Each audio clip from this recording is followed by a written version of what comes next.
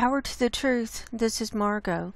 This is Saturday, January 26th, 2019, and it's 4:05 p.m. Pacific Time, United States of America. And today we're going to do another methane update and go over comments and then get to the earthquake report. So it'll be a full show today. We have a new day's worth of methane data released from CAMS. We saw Wednesday yesterday. Today there is Thursday the 24th available.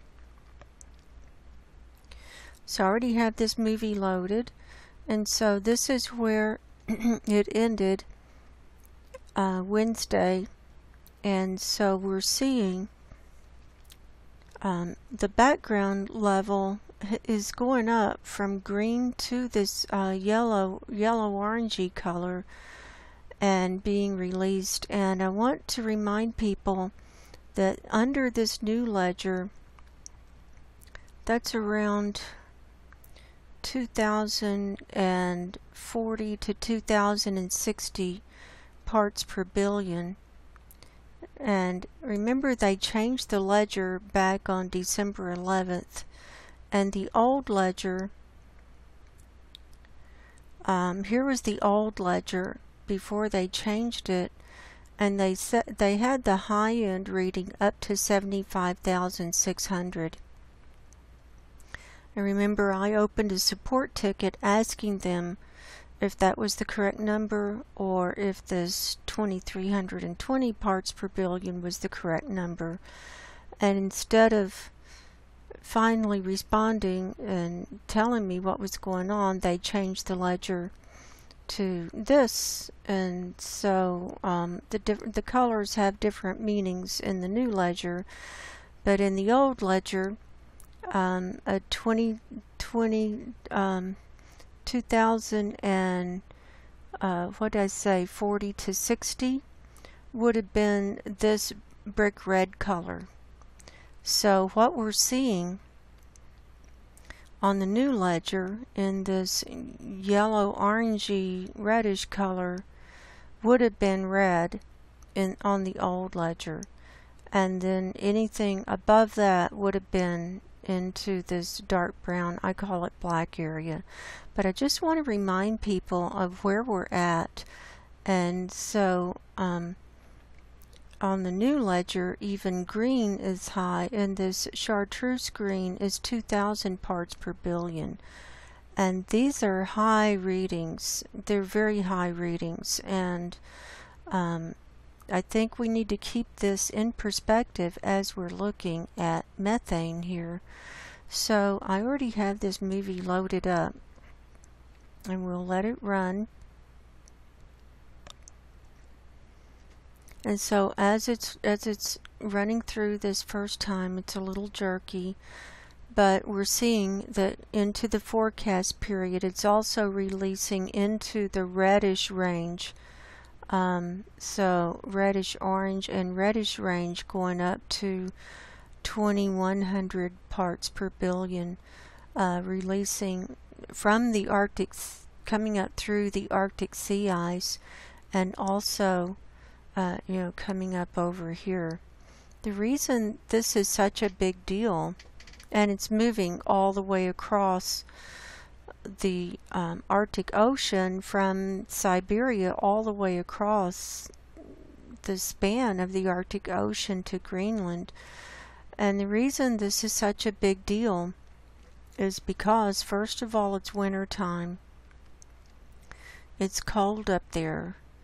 There is sea ice up there. So this is coming up through the sea ice, and this is from methane that has been buried in the seafloor or in sediments for maybe 1,000,000 years and frozen.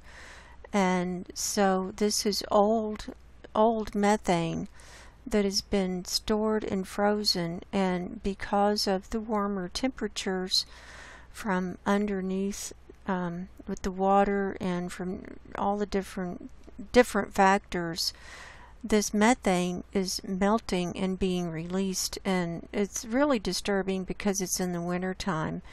And also this is not going to bode well for the sea ice come springtime and this summer, because this methane is going to continue to release. It's not going to stop anytime soon, especially once the sun starts hitting this area. So I just wanted to show everybody this, and we can see it's taking on a life of its own. And then we can see it still, we can see the orange as a background, the orangey yellow as a background up here in the Kara Sea and the Barents Sea, and also here in the Laptev Sea, and then a lot of red, and then the dark brown coming up in the Kara Sea. And then of course here it's being released in Siberia, and the wave is going across. So that's what we've got going on here. So I'm going to pause that, and I want to go over, I'm going to change this up a little bit today, and I want to go over Elsa's comment that came in earlier this afternoon. And this is, she left this comment under my video from yesterday, and it's from Elsa, I don't know how to say your middle name, Bailu Bastian. And if I didn't pronounce that right, I apologize, but I'm just going to call you Elsa. And Elsa is one of my friends over on Facebook, so thank you, Elsa, for being here and leaving this insightful comment. And I do have some things to discuss on this, and it's very insightful. And you bring up some points that I've pointed out along, and you know, unless people are watching my videos all the time, it's hard for them to catch everything all at once. So Elsa says, "Hi Margo, thanks for your work." You're welcome, Elsa. She goes on, "I've been wondering, our eyes are all riveted to the Arctic with good reason. If methane is being released from the Arctic seas even in winter, it hints at what is coming next summer. But these emissions are still in the yellows, around 2,000 parts per billion. Well, the majority of them are, Elsa, and I just pointed that out, that we are having releases that are over 2,000 parts per billion, and it's going to be rising. And another thing, and I'll get back to the comment in a moment, I also looked at NOAA. It's always good to check out another source for these readings, and this is the IASI sounding products for NOAA, and this is another one of the sites that a lot of the researchers use to track methane, and you can track all these other gases and temperature, mixing ratio of water vapor, ozone, carbon monoxide, carbon dioxide, and methane. These are public sites. Anybody can go to these sites and just put the day in and click. This data comes from 2 different satellites that are run in conjunction with Europe, the METOP1 and the METOP2, and they take readings twice a day, both of them. This reading is in the morning and this reading is in the afternoon. So the data, we have data from Wednesday, Thursday, or Friday, and I chose Thursday since we have Thursday for cams loaded up. And let's just go to this last one, the second METOP2 satellite for the afternoon, and there are all these different choices for millibar, which is the different heights in the atmosphere, millibar or HPA, hectopascal scale.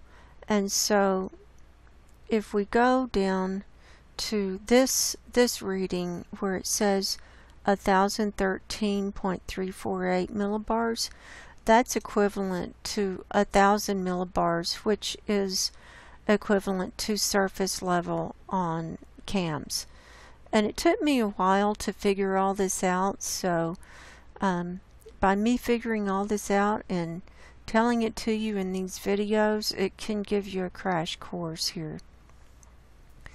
And so, according to NOAA, on Thursday the 24th in the afternoon for the METOP-2 satellite at 1,000 millibars, they had the high reading of methane as being 2,020 parts per billion, and it was this is a fuchsia color, and just a little bit up here, right up here, and up in and then we see this big blackout here. And you know, NOAA does this, I don't know why, but occasionally they will black out data or just not report it, and we saw that as well. So that was at surface level, and then it goes down from there. The lowest level would be 1,674 from this red orangey color down here, 1674. So it's 1674 to 2020 parts per billion that this satellite picked up in the afternoon at surface level. So if we want to look at the other satellite and see what it picked up, and we can see a huge blackout of data. So it suggests to me that something was going on that day, and that I don't think this data is accurate. So we can see that the whole northern hemisphere, there's a blackout on data on that METOP-1 satellite. Let's look in the morning for METOP-2 and see what their reading was. 1992 was the highest for surface level. So they might have been having problems with their satellite data. What we can do, let's choose Friday and see if they were still having problems on Friday with the data. Usually it's going to be higher in the afternoon than in the morning, because I think it'll be higher in the afternoon. Okay, their high reading on the 25th in the afternoon on the METOP-1 satellite was 2,044 parts per billion, and so there's that. So a lot of the researchers like to use 500 millibar, and because that's about halfway up in the atmosphere, that's about 18,000 feet up in the atmosphere, and on this METOP-1 satellite in the afternoon at 506 millibars, the high reading was 2,380 parts per billion, and it's in this fuchsia color, and we can see that this fuchsia is right at the top, and we can see that it was from parts of the United States, parts of Alaska, and then here coming up out over the ocean south of Greenland, and then coming across and then coming all the way up through this area where we are seeing a release, but this is higher up in the atmosphere, and then over here over Siberia or China as well. So I'm going to get back to the comment because this is all connected, so keep in mind what I'm showing you here. Okay, where's my comment? It's another browser window. Okay, meanwhile, huge amounts are released from land in northern Europe and Russia, China, and the region of the Himalayas. Correct. Whole huge regions entirely immersed in 10,000 parts per billion and more surface level. Well, let me correct you, or just say they were not 10,000 parts per billion. That's how high it can go. According to the CAM scale, this dark brown, the way I interpret it, it can be anywhere between 2,060 to 10,000 parts per billion. It can be anywhere in between there. So I don't know what it is according to this. This is why, if you want to get a more exact reading of what the methane reading is, you can go over to NOAA and put in the date and the millibars and get your more exact reading over here. So let me just point that out right there, Elsa. So and surface level. So anyway, anyway, you know, I'm not a climate scientist, so it's hard for me to explain all of this because I don't understand all of it, and you know, I don't know if I'm the right one for you to be asking this question, but I'll do my best. So of course we're worried about what's coming up in the Arctic. Yes, but we already have enormous and steadily rising methane emissions from these regions. Yes. And it masses over the Arctic at 500 HPA, and in this layer too, the methane levels are rising and rising. Correct. On CAMs, we can see big areas over the Arctic at 500 HPA that are in the browns, 10,000 parts per billion and more, and I already pointed out that it's not necessarily that high, and it's probably not, which were not so dark only a couple of months ago. That's correct. Although I don't have time to check very often. Would you agree? I agree. It is rising. Soon they might need to change the scale colors again. They might. Which seems to mean that methane is massing up in the atmosphere in alarming ways already. Correct. At a time when methane is barely starting to be emitted from the Arctic seas, compared to what's coming from land, should we not worry more and research more about those extremely high emissions from land? So,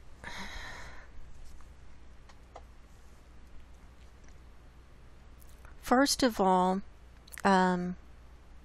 anybody can do research and find out the different sources of methane emissions, and especially if it's over land or over the water or what. And so I did a 5-second Google search and found this Wikipedia page about methane emissions, and I've also explained in comments over on Facebook answering the same question about where methane comes from, and it's all these different sources, and I've explained over and over and over again in my YouTube videos that it comes from a number of different sources. And when you have heavily populated areas like India and China, you're going to have a lot of pollution. You're going to have these are natural, or these are going to be huge sources of methane. huge. And they have a lot of coal mining over there, and coal mining is one of methane is one of the main byproducts of coal mining, especially the dirty coal mining. And landfills, municipal solid waste, that's sewers from human feces. If you have billions of people and you've got to take care of all their feces, that's going to release methane. Rice paddies, fermentation, and livestock, and most of the world, most of the population are meat eaters, and so they have to, these cows are farmed, and they've got all that going on. And fossil fuel production, all of this stuff. And then natural sources or wetlands, so anywhere you have moist areas or swamps or any kind of humidity, or more humid areas, that's going to release more methane. Aerobic methane production, and that's from rotting things, and Arctic methane emissions. And then they took readings. They have by country, starting in alphabetical order. These are methane emissions, and these are kilotons of CO2 equivalent from 1970 and 2012. And every single country, every single one had an increase. And if you go down to a country like China, let's just look at China. In 2012, it was at 781,088, and then in 2012 it had increased to 1,752,290. And no one wants to talk about population control. And Guy McPherson says this so eloquently. He says that society is a heat engine, which means that anywhere you have people, you're going to have things making heat, making CO2, making methane, making these greenhouse gases that are going to be heating up the atmosphere. He also says you can't have infinite growth on a finite planet, and that's a very eloquent way of saying you can't have increasing numbers of people on the planet without increasing numbers of all this other stuff. And so, yes, Elsa, everything is increasing, and the methane is increasing, and there's nobody's going to do anything about it. The bottom line is, I know you're concerned and I'm concerned, but nobody, it's too little too late. And once the sea ice starts melting this summer, and the jet streams have already shifted, and we're already having extreme weather, but come this summer, this has just been the tip of the iceberg, and come this summer it's going to be off the charts. And I anticipate that civilization will be collapsing in a huge way. And I know this is hard to hear, especially for a younger audience. I'm older and not feeling well most of the time, and so it's easier for someone like me to accept it and say, okay, I'm ready to go. I'm ready to leave the planet. But, younger people, I think it's a lot harder for them to wrap their minds around what's going on. And I know you're just trying to understand all of this, but It's not a matter of should we be researching what's going on. We know what's going on. It's industrial civilization, and it's billions of people, and my God, I mean, if you look at pictures from Beijing, I mean, over in China, you can't even see through the atmosphere, and people are walking around with gas masks on and stuff like that. They can't breathe, and they're dying, and that's from the pollution, because there's so many people and there's so much industry, and they make, so much of the world's products, and it's a huge problem. And so I feel for you, Elsa. I feel for you, and I feel your frustration, and I feel your pain regarding all of this. And and then up here in Russia, they've got all that permafrost, and that's, we can, and they've got a lot of mining, and they've got a lot of oil production and stuff like that. And none of that's going to stop. And the climate scientists, I believe, I'm kind of having a rant here, so the climate scientists, I think, are given certain topics that they can't talk about, that are off limits, such as you can't talk about overpopulation. And I know that Guy McPherson said that he would say in his classes, he would tell all of his students, don't have kids. If you want to do one thing to help save the planet, don't have kids. And he said all of his students went out and had kids.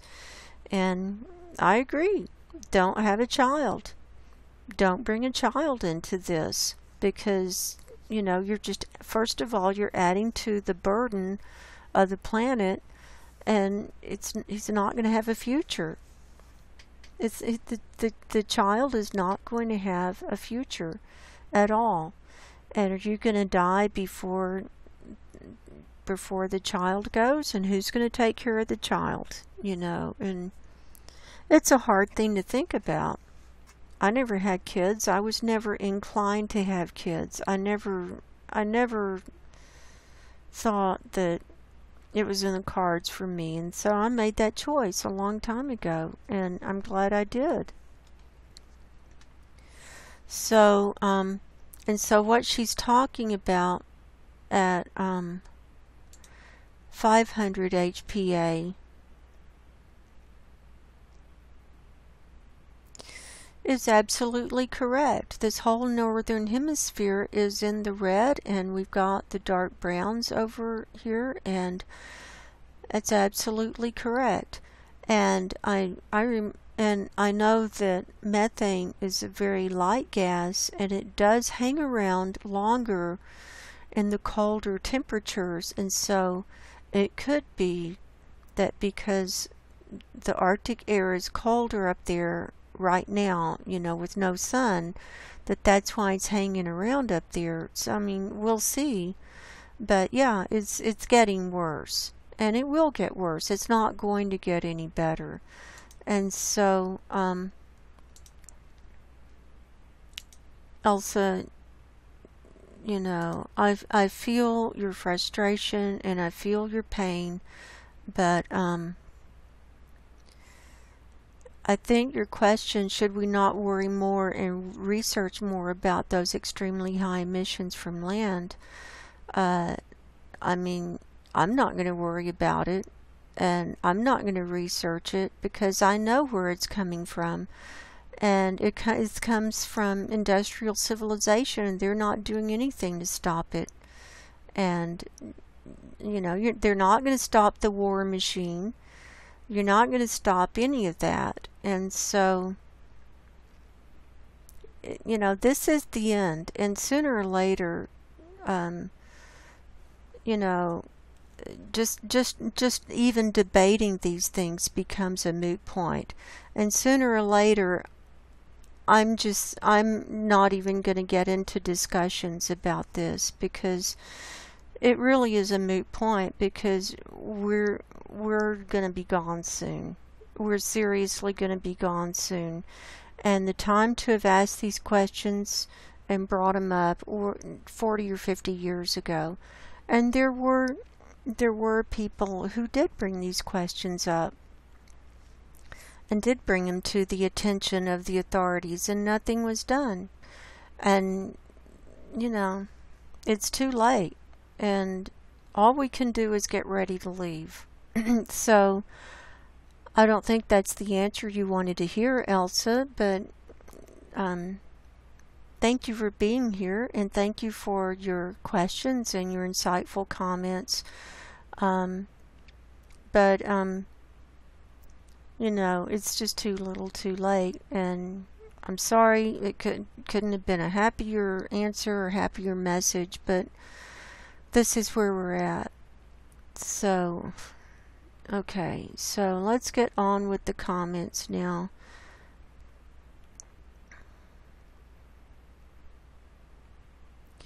Valhalla 56 says, boy, you took a crash Arctic geography course knowing where all the different seas and land formations are.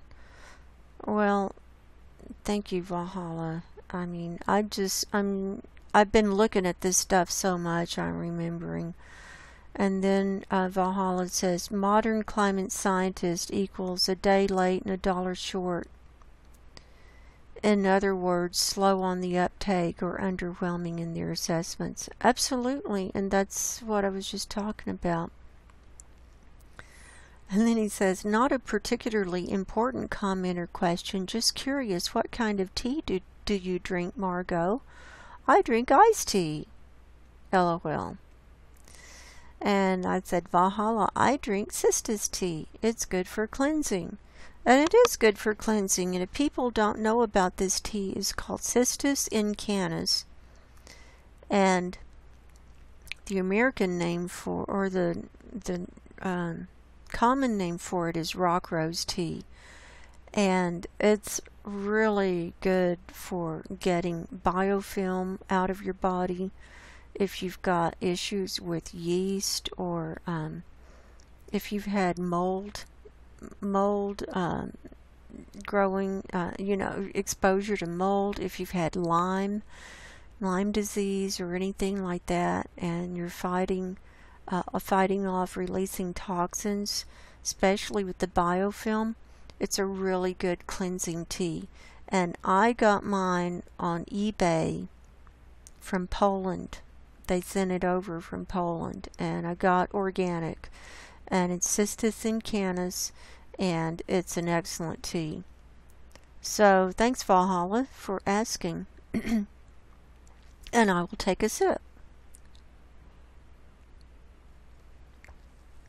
Robert Atack says, so I reckon there are rivers of warm water racing around the Arctic, and it fluctuates in depth with its temperature and the temperature of the surrounding water air, and during winter this river is pushed closer to the clathrates, which equals more methane currently. I don't know. It could be.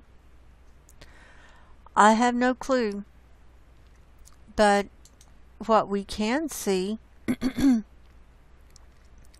is on the Navy website, we can look at speed and drift of the sea ice here, and this is how the currents and the air moves the sea ice,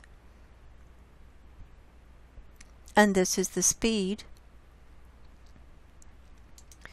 And we have a 30-day GIF on that, and we can see that it speeds up and slows down and moves around depending on what's going on in the atmosphere and the water currents and everything. It's this whole model, computer model put together.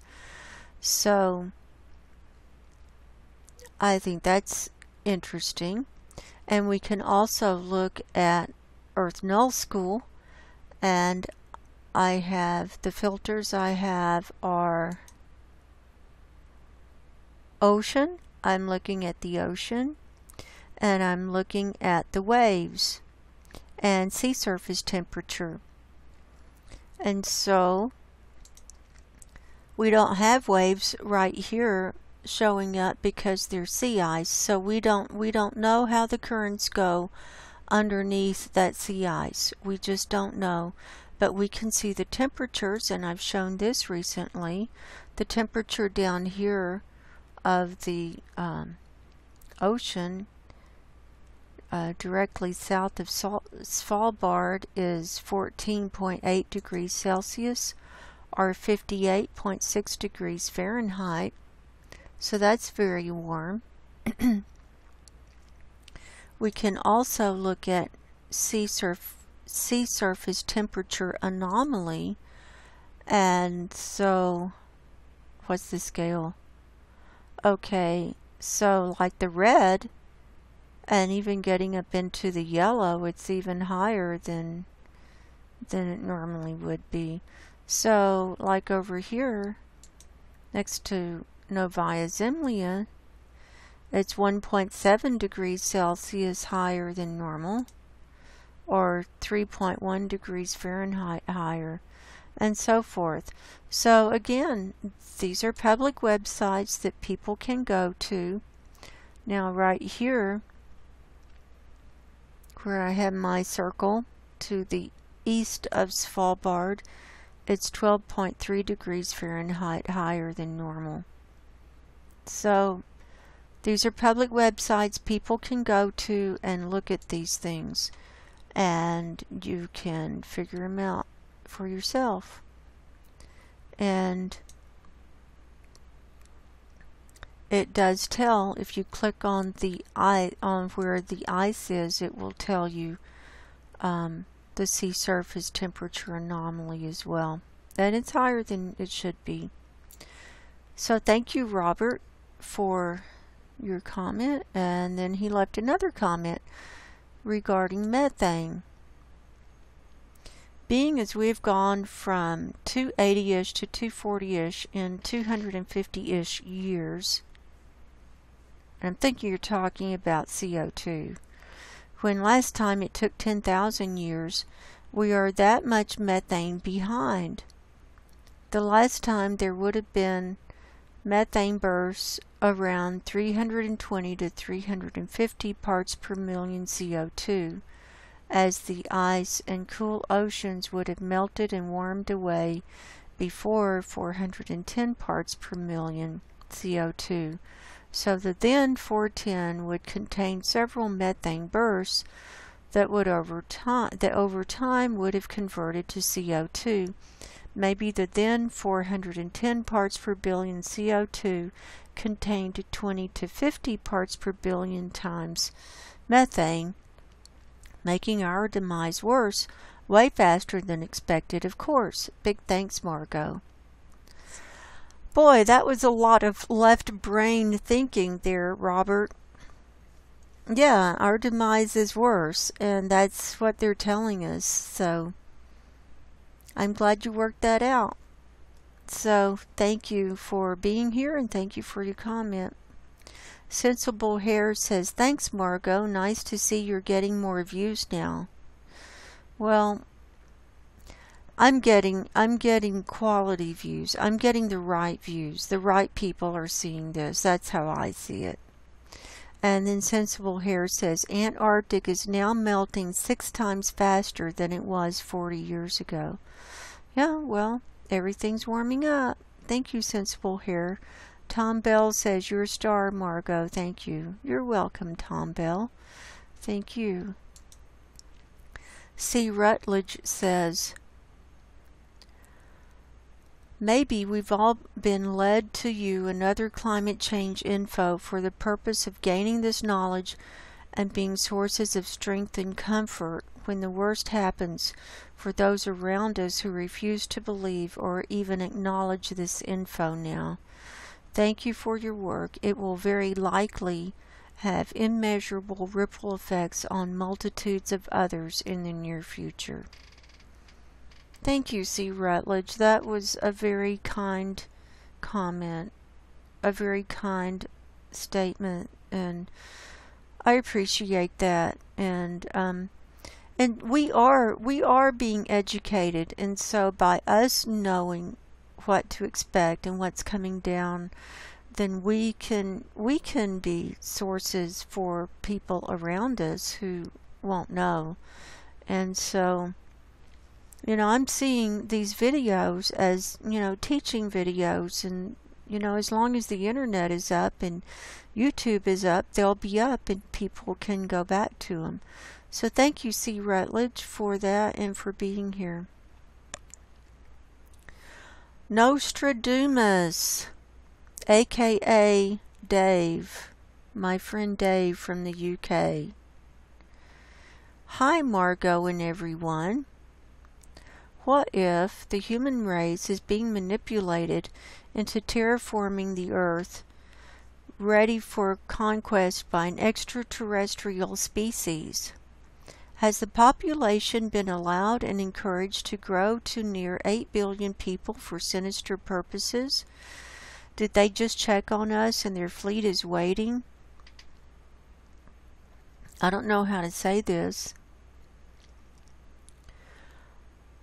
Mau, the first discovered interstellar visitor, is definitely not a natural space rock.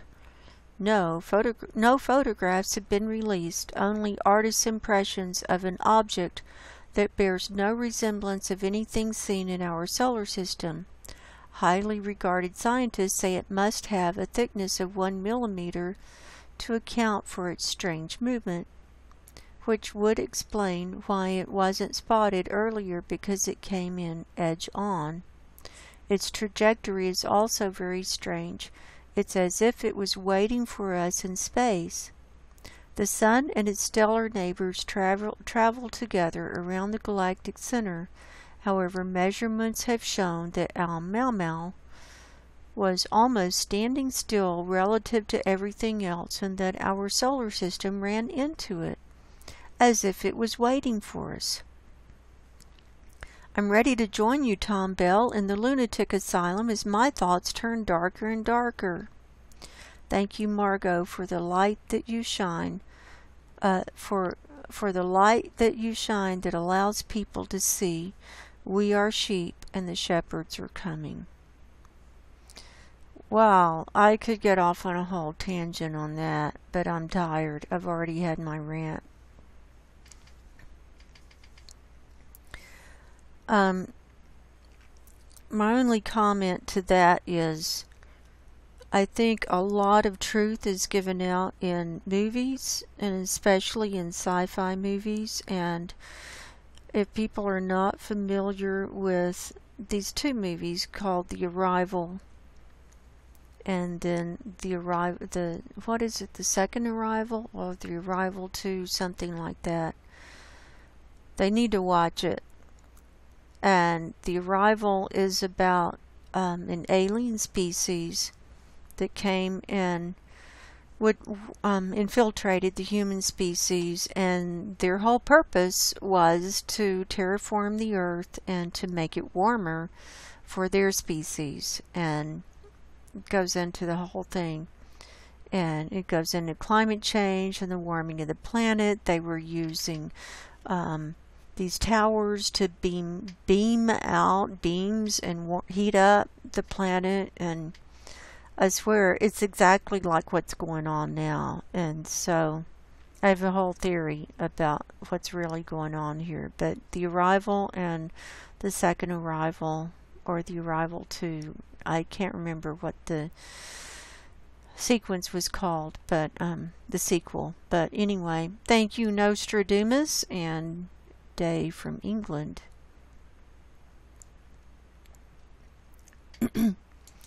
Then he leaves another comment. I'm deeply concerned about people living around the Mediterranean coast.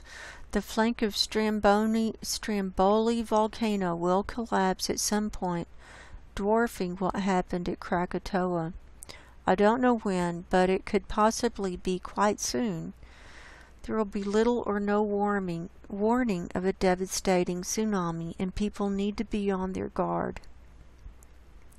If anyone here has friends in that part of the world, it would be prudent to at least bring this to their attention. Their lives may depend on it. Much love, Dave. Thank you, Dave, for giving us that Nostradamus warning. And so we've gotten the word out and people can spread it. So that's all of our comments, and then we're back up to Elsa's. So now, on that note, let's get right into our earthquake report. You know, another thing CAMS has changed. They've added this little question mark down here so you can search their knowledge base, but it interferes with my background. I don't like it. So I'm going to move that to a PDF file.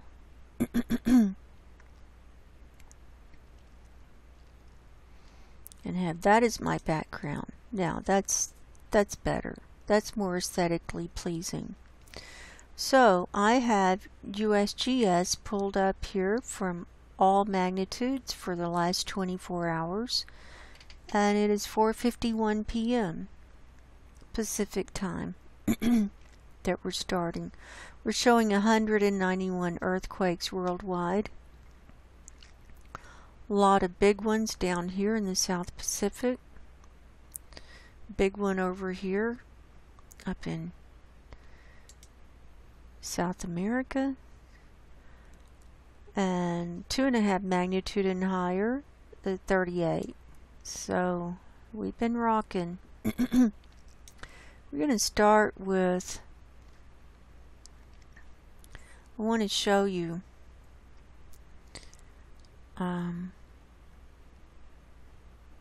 Texas first. I want to go over some things in the United States first, because some of these are about to fall off the map.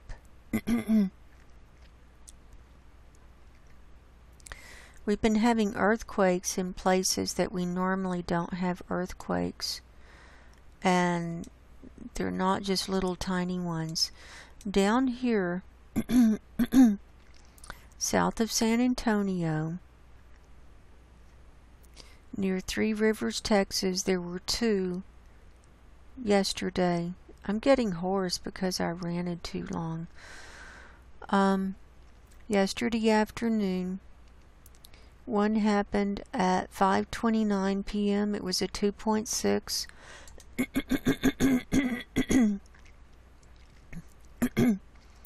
Then a 2.7 came in at 8:53 p.m. last night down here at Three Rivers, Texas.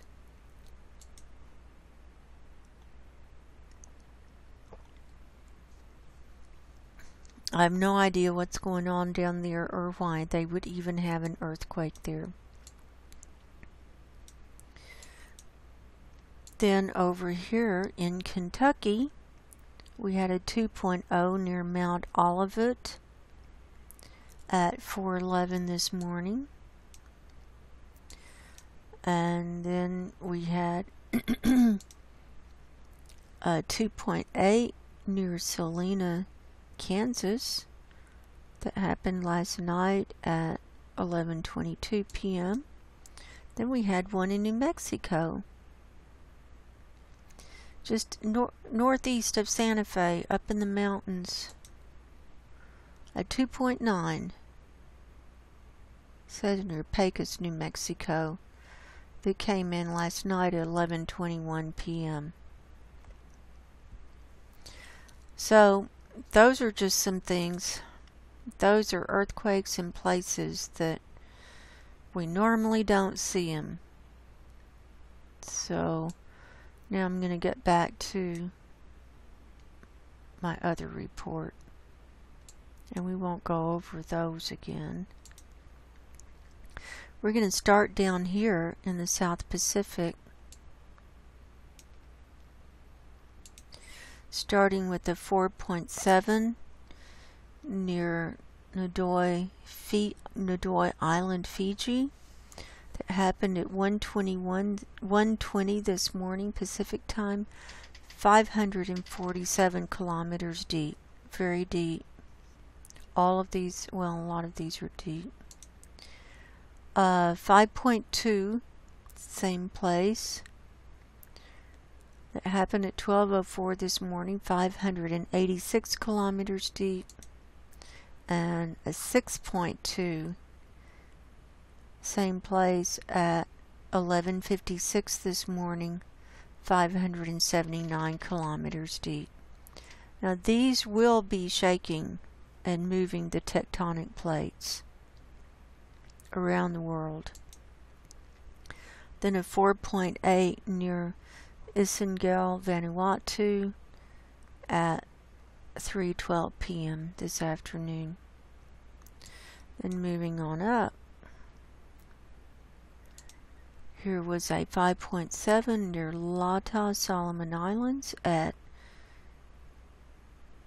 6:07 p.m. last night. Then this one, 6.2 near Shiravanga,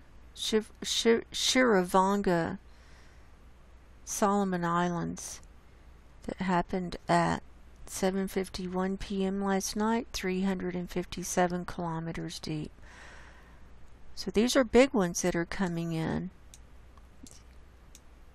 Then over here, 5.8 near Dobo, Indonesia, happened at 12:12 this morning. Then a 5.2 near Samlaki, Indonesia, that happened at 9:07 this morning. And then up here, right off the coast of Sumatra, a 4.9 says near Ononganjan, Indonesia, that happened at 8:36 this morning.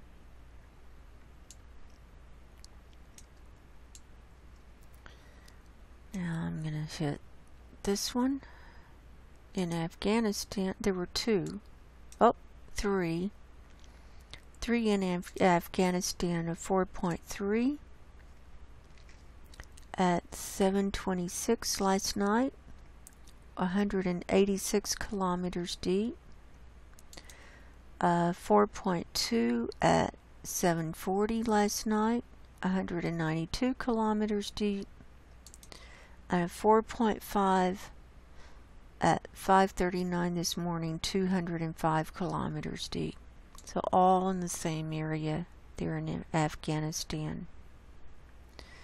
Now let's go over to Japan.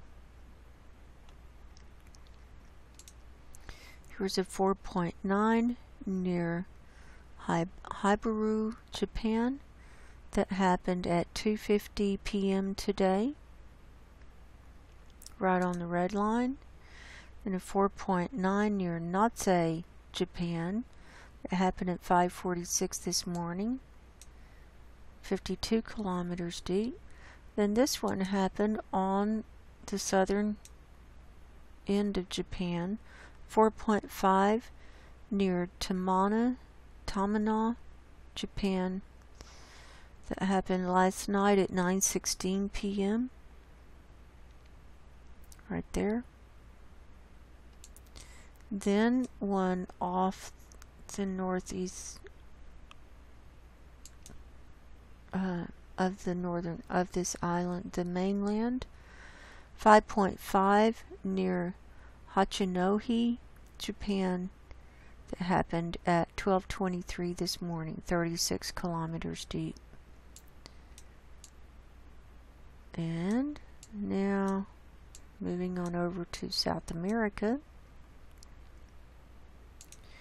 Here's one of 4.4 near Coquimbo, Chile, that happened at 11:48 p.m. last night, 57 kilometers deep, right off the coast. Then moving on up, there were two. One off the coast of Colombia that was a 4.5 near Tombiki, Columbia, that happened at 3:06 this morning, 27 kilometers deep. And then this larger one of 5.6 happened near Santa Maria, Colombia at 4:32 this morning. So just about an hour and a half later, this larger one happened. So that would have been big enough to have caused damage if it was near anything.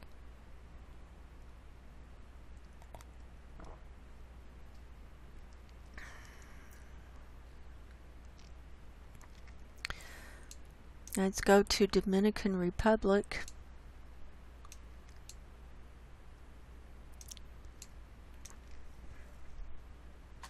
We've got 6 over here that are 2.5 magnitude and higher. I'll just call them off. 2.7, 3.3 near Roadtown, British Virgin Islands, 3.0 near Punta Cana, Dominican Republic, 2.8, 2.9, and 2.6. Now we'll go over to all magnitudes for Dominican Republic. There were 9, all magnitudes. So we had 3 smaller ones that were under 2s. Now let's go on up to Alaska.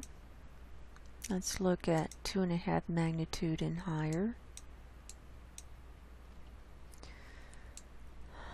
We've got this one, 2.6 near Skagway, Alaska. 2.6 near Iliamna, Alaska, 127 kilometers deep.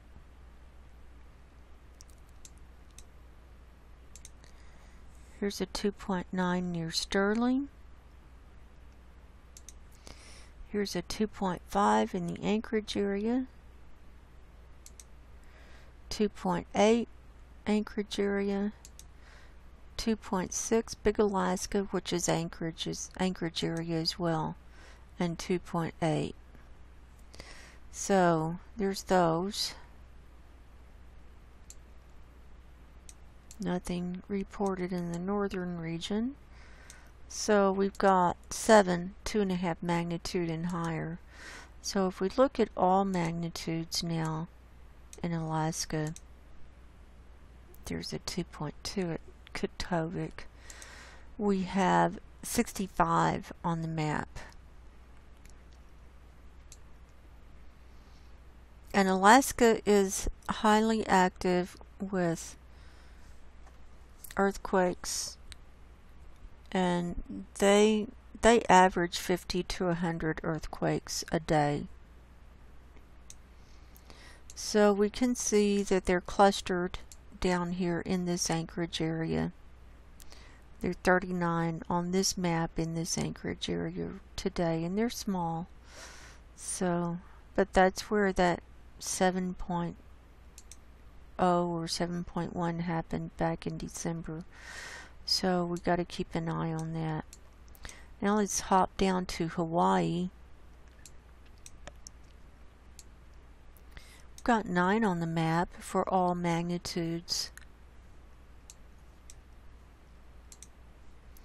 2.2.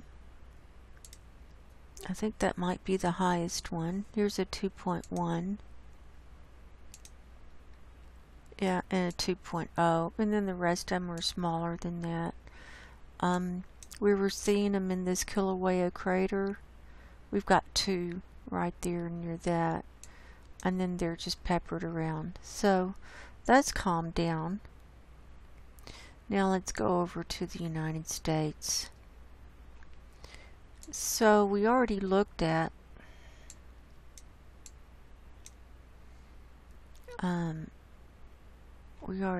some of those. Okay, so let's start. Let's see if there's anything up here in the northwest. There is one right here in Northern California I want to point out first. This is near that San Andreas fault line and this Cascadia subduction zone in the Juan de Fuca plate at 2.9 near Petrolia. That happened at 12:31 this afternoon. 28 kilometers deep. So I wanted to show that first before I forget about it. And now in the Yellowstone area, we've got 3 on the map here. We've got a 1.3 Jackson, Wyoming, right down here. 0.9 near West Yellowstone, Montana, and a 1.1 near Virginia City, Montana. So remember, it's a weekend, so a lot of the earthquake makers are off work, like quarry blasters and people like that. Then there's a 0.9 near Morgan, Utah.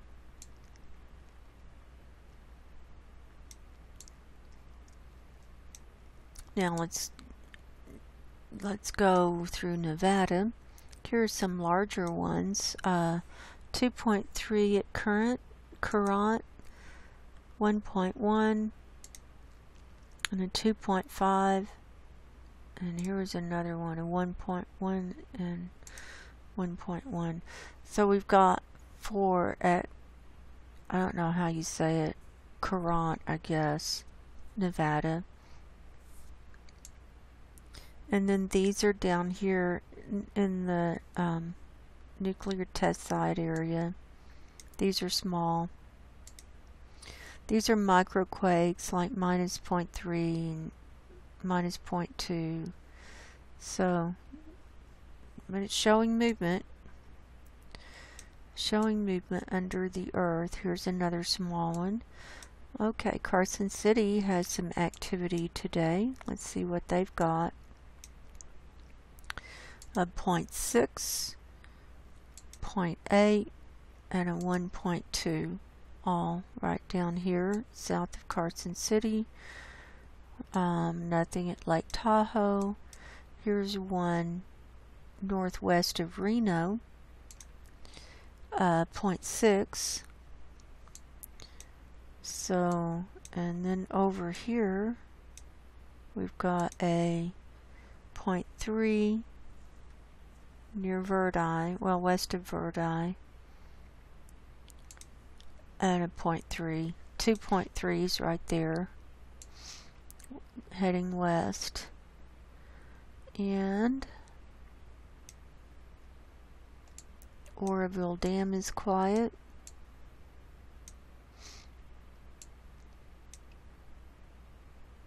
Okay, here's one of 1.0 near Portola. Here's one west of Chico, a 2.4. That's a little bit higher. Near Hamilton City, that happened at 1:25 this afternoon, 29 kilometers deep. Now, here's the geysers. We've got 7 on the map. These are 1s and under. Coming on down. San Francisco is clear. San Jose is clear. Nope, here's one I missed. 1.4 near Pacheco, California at 12:33 this morning. Yep, that's the only one there. Then coming on down this San Andreas fault line, we've got a 1.5 near Gilroy, 2.0 near Ridgemark, 1.8 near 8 near Tres Pinos. This was a negative depth, a minus 0.4 kilometers depth. So that's movement up in the mountain.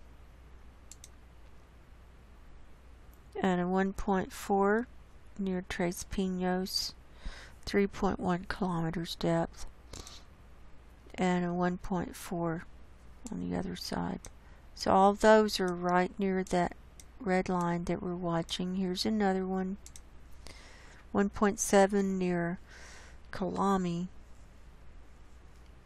That happened last night at 11:09. Here's one at 1.7 near Avenal. That happened last night at 10:01.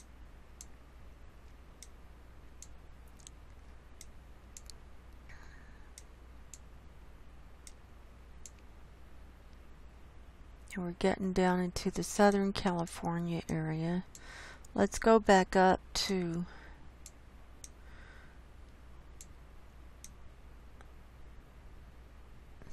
our Mammoth Lakes area and Mono Lakes. We've got 5 on the map today. That's calmed down. I'll just call them off. 1.3, 1.4, 0.9, 1.1, and 1.9. So those have calmed down somewhat. But we see some of them are up near Mono Valley, near Mono Lake. These ones that they're near Bridgeport, that's near Mono Lake. And then some down here near Mammoth Lakes. Here's a little one by itself at 0.3.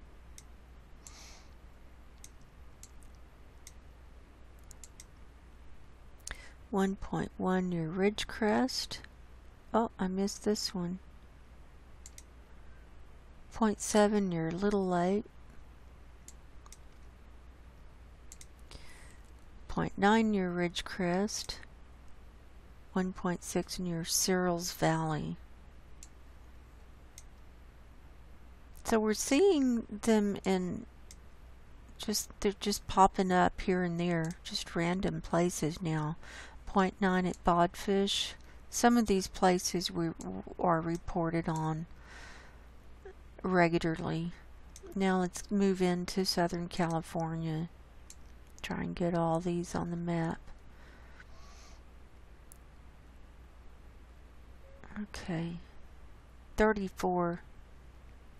So this has gone down because there's no blasting today. I don't think. I'm not seeing blasting. Pretty small. Ones and under. Here's a 3.4 down here near Imperial. We've been seeing an uptick down here. Uh-oh, look at all these. These have just come in. See how they're all red? They just came in since I started my report. There are 5 here. I'll call them off. 1.2, 2.0, 3.4, 2.1, and 1.2. So these started coming in at 447, 458, 503, 504, and 506. So those are very close together. So within about 20 minutes, those 5 came in, including that 3.4. So that's getting on up there in size. So for whatever reason, that's happening right now. This one came in 1.4 at Bellflower at 442. Did we get this one? Yucca Valley 1.5. And then the rest of them, here's one at 1.5 near Lytle Creek or Little Creek, however you say it. Then Kauai has, in this area, has 19. So that's a little calmer today. So a lot of times, because the earthquake makers, the quarry blasters, are at home, we have fewer earthquakes on the weekends. So let's zoom out and see if anything major has happened in the last few minutes since we started this. That 3.4 at Imperial, I showed you that. That's the latest one. I think we've gotten Hyberu. Yeah, we got all of those.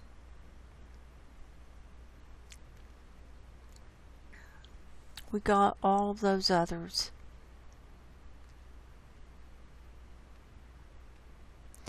So we had a lot of activity in the last 24 hours. We had 2 6.2 earthquakes, and then a lot of 5s and a lot of 4s, and then 3s and 2s, and we saw earthquakes in places that we normally don't see them. So stuff is happening.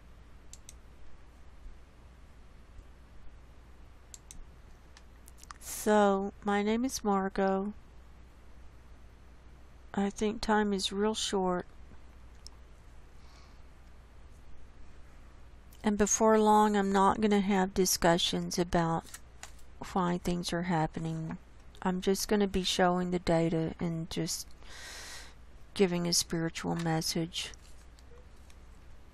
because this is wearing me out.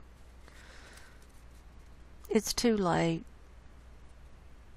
And the more people stay stuck in their left brains trying to figure it out, that's time that they could be letting go and preparing for the end.